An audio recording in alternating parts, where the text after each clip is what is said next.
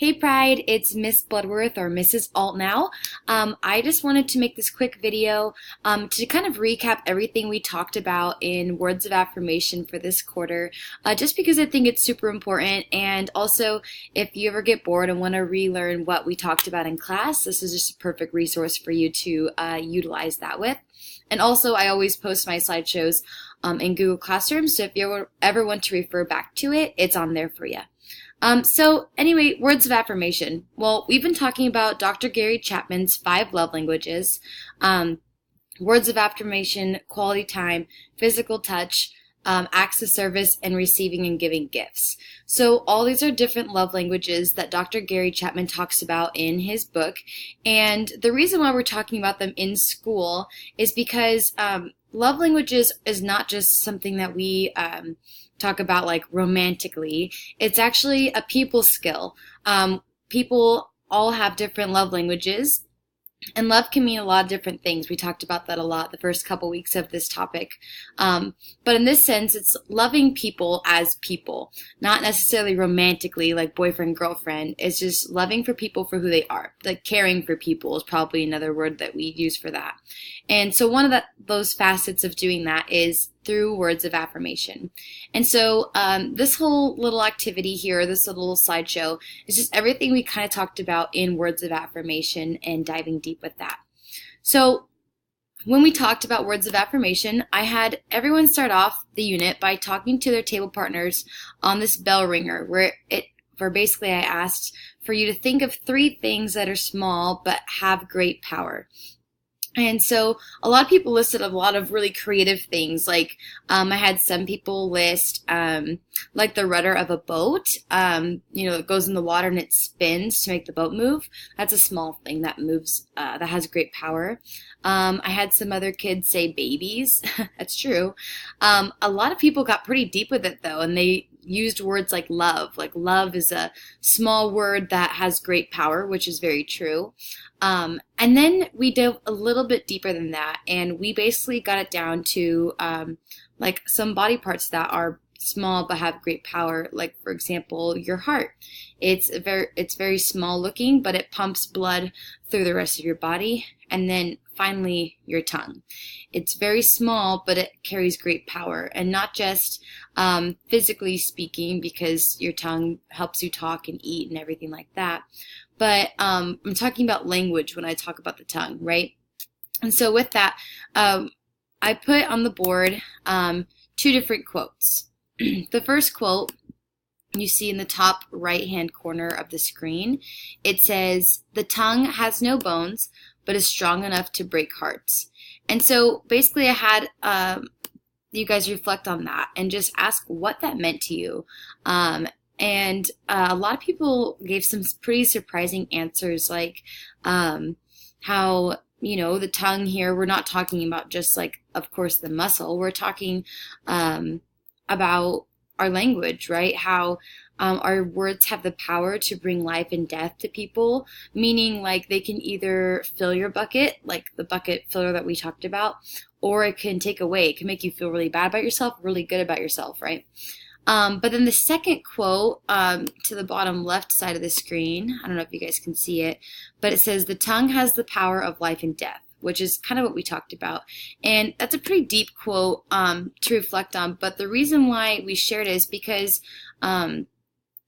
it's very powerful language, and but it does depict a lot of truth. That no matter what words you're saying, basically they have the power to make or break someone's day.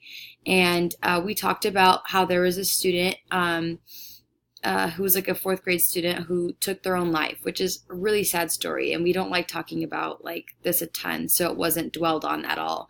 But it was because he was bullied at school, and how just the things that people would tell him, like you're fat, you're ugly, you're this, you're that, and how those words stuck in his mind, and he started to believe the words people would tell him. And so the reason why we talked about that in class is because middle school is a very popular age group where we start believing the identities people call us, the things and the words and the names that people say about us, we believe is true. And sometimes the words people say aren't always true, right? And so especially if they're negative words, we want to be people, be students, be citizens who speak life about others and speak life to others. And so the reason why we talked about that is so that we can do our duty as good citizens by bringing positivity, by bringing encouraging words, and by just being good role models and being good stewards of the mouths that we've been given, and helping bring other people up instead of bringing people down. So that's what we talked about in our class. And to kind of, I guess, draw out how significant our words are, we talked about how it's not just the words we say, but how we say these words. And so I put this poem up on the board. The poem is called Lost Generation. It's really very, very famous poem. I'm going to go ahead and read it to you guys because I just think it's awesome, and a lot of my students loved it. So if you can't read the poem on the left side of the screen because my camera is on that side, we're going to go ahead and read the one on the right side because it's both the exact same poem, written the exact same way. It's just how we decide to read the poem that will change the meaning of it, okay? So again, it's called Lost Generation. It says, I am a part of a lost generation, and I refuse to believe that I can change the world. I realize that this may be a shock, but happiness comes from within is a lie, and money will make us happy. Money will make me happy. So in 30 years, I'll tell my children that they are not the most important thing in my life. My employer will know that I have my priorities straight because work is more important than family. I tell you this, once upon a time, families stay together, but this will not be true in my era. This is a quick fix society. Experts tell me 30 years from now, I will be celebrating my 10th anniversary of my divorce. I do not concede that I will live in a country of my own making. In the future, environmental destruction will be the norm. No longer can it be said that my peers and I care about the earth. It will be evident that my generation is apathetic and lethargic. It is foolish to presume that there is hope, and all of this will come true unless we reverse it. So when we read the poem from the top to the bottom, it's pretty sad. It's pretty hopeless sounding, and it makes it sound like we live in a pretty hopeless generation, right? But we have to take the advice from the bottom of the screen where it says, and all of this will come true unless we reverse it. And so now we read the same exact poem from the bottom up where it says, there is hope. It is foolish to presume that my generation is apathetic and lethargic. It will be evident that my peers and I care about this earth. No longer can it be said that environmental destruction will be the norm. In the future, I will live in a country of my own making. I do not concede that 30 years from now, I will be celebrating the 10th anniversary of my divorce. Experts tell me this is a quick fix society, but this will not be true in my generation. Families will stay together. Once upon a time, I tell you this, family is more important than work. I have my priorities straight because my employer will know that they are not the most important thing in my life. So in 30 years, I'll tell my children, money will make me happy is a lie, and happiness comes from within. I realize this may be a shock, but I can change the world, and I refuse to believe that I'm a part of a lost generation. So anyway, I just love this poem because the way the words are all laid out on the screen really paints a picture of how powerful words can be used depending on how you structure them. So when we read it from the bottom to the top, it was pretty lethargic, pretty sad, melancholy sounding.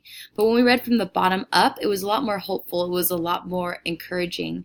And so the reason why we shared this poem in class is because sometimes it's just a really good reminder of how powerful our words are in painting pictures for people when we see them spelled out through poetry or through creative arts, because I just think I'm so passionate about that. And so basically we finally got to defining what words of affirmation means. And it's basically words that are spoken or written from one person to another person that will uplift them and make them feel good, encouraged, or loved. And that's the whole objective of this unit, is being able to speak words of affirmation to people, write words of affirmation to people, and just make people feel valued. That's really just our duty as people, is to uplift others. And so it was a really fun unit to do with the kids because they got so into it and they were so natural at doing it. And so we talked about the opposite of words of affirmation, which is like harassment, when your offensive behaviors make others feel bad, or verbally attacking others to intimidate or instill fear in others. So we just talked about like what words aren't uplifting and encouraging, which, you know, they all pretty much know. But then counteracted that, of course, with how can we bring life to people with the words that we say. And so what we did was we ended up having the kids each write 5 different letters of words of affirmation to 5 different people, whoever they wanted it to be. And it was just kind of a social experiment for them to see how it made them feel, for them to see how it made others feel, and you know, to see if it was contagious. And the responses were phenomenal. And so anyway, I was really encouraged by this, and like in doing this with my kids, because I got a couple letters myself from some students and was able to write a few, and just how powerful sharing positive words with people are, how it can really change your day. And one of my top love languages is words of affirmation, so it was just really encouraging to let the kids learn what their love languages were like, and for them to grow in the love languages that necessarily weren't their strongest area. So anyway, we're jumping into acts of service next. I will post my next video after we've reviewed that unit. But anyway, I hope this was helpful to you. I hope you guys enjoyed it just as much as I did. Leave a comment below and let me know how you liked it, or what you didn't like about it, so I can tweak it for the next group of kids. Thanks so much. I'm excited to share this with you. Bye.